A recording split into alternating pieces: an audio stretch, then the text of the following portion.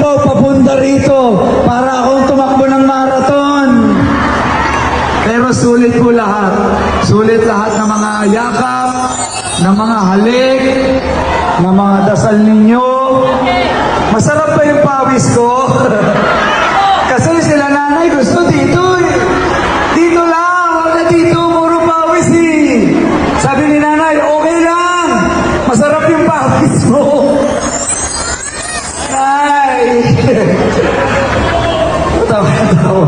Pero masayang-masaya po ako dahil sa mga senior citizen, mga lola at lola ko, nanay at tatay, maraming salamat po sa pagmamahal na binigay nyo sa akin ngayong araw.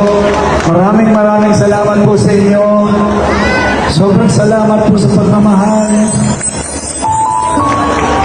Ibang klase. I love you, SP! I love you too, nanay. Mahal ko po kayong lahat. Alam niyo po, kaya po talaga ako tumakbo. Dahil naman sa mga lola at lola eh.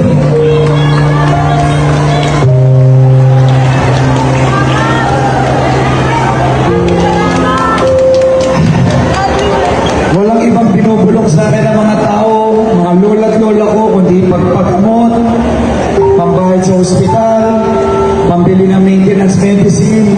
Nandun pa lang ako sa malayo. Unang bungad, tulungan mo ko Sam, tulungan mo ko SB. Pampa-opera ko.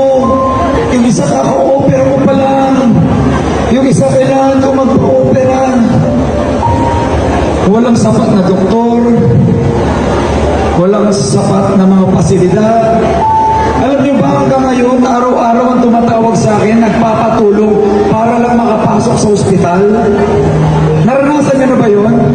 Yung hindi kayo makapasok sa ospital? Kailangan ng pera! Bago ka makapasok, hiningin ka agad ng down payment.